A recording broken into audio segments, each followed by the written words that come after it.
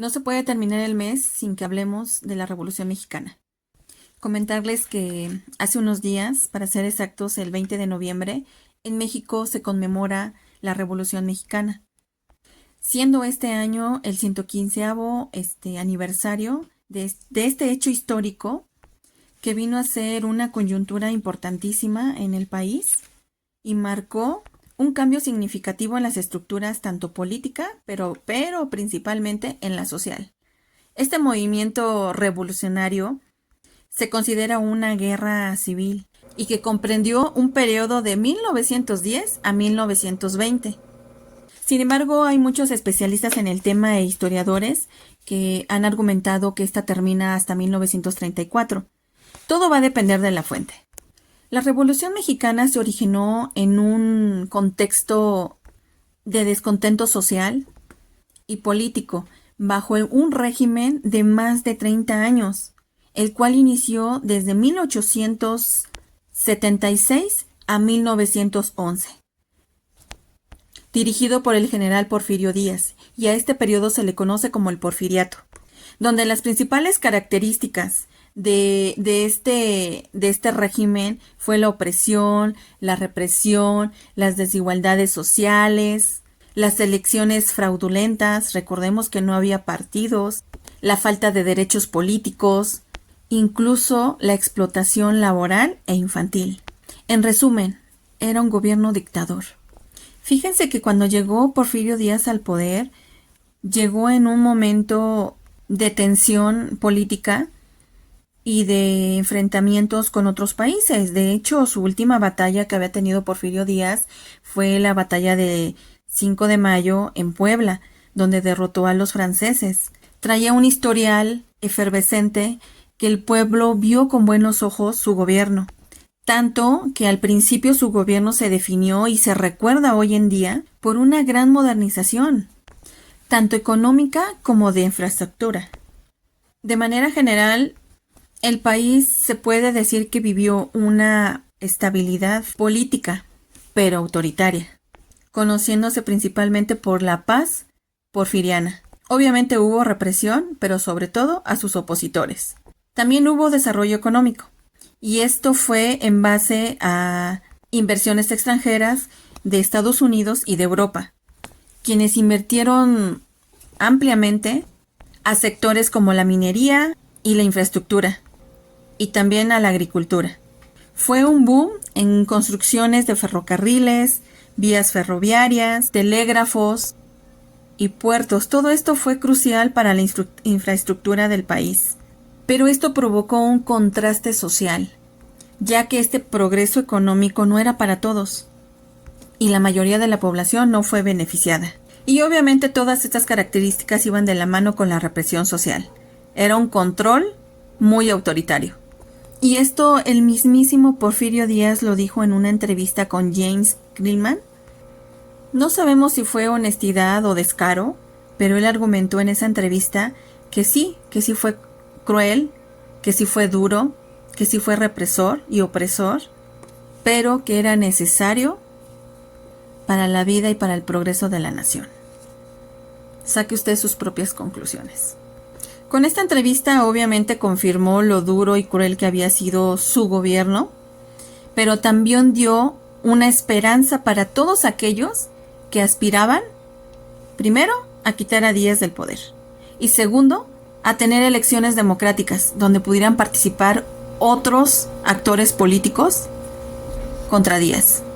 Y obviamente el primero en levantar la mano, quien ya venía trabajando precisamente para este momento, era este personaje que fue clave para la revolución, y estoy hablando del mismísimo Francisco I. Madero, quien al ser exiliado a Estados Unidos por ser un buen candidato en contra de Díaz, convocó al levantamiento de armas a través del Plan de San Luis.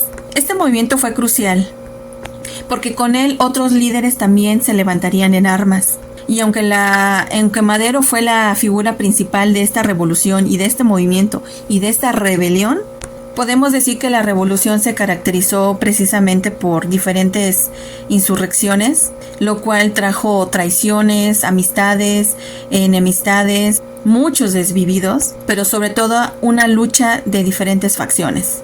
Por lo cual, los principales personajes que podríamos mencionar, en primer lugar, es Francisco I. Madero, quien logró ser el presidente tras la renuncia de Díaz. El segundo, Emiliano Zapata, defensor de los derechos agrarios y líder campesino. Francisco Villa, o conocido como Pancho Villa, el Centauro del Norte. Fue un líder militar y conocido por sus tácticas guerrilleras. Venustiano Carranza, el constitucionalista. Él asumió la presidencia tras la muerte de Francisco I. Madero, quitando así del camino a Victoriano Huerta, quien había mandado quien traicionó y mandó a asesinar a Francisco I. Madero. Y es aquí donde podemos resumir que la Revolución Mexicana tuvo 3 procesos. El primero fue el proceso maderista, el segundo con el usurpador, el proceso huertista y el tercero, el proceso constitucionalista con Venustiano Carranza. Dentro de las consecuencias de la Constitución, todas las peticiones de este proceso revolucionario,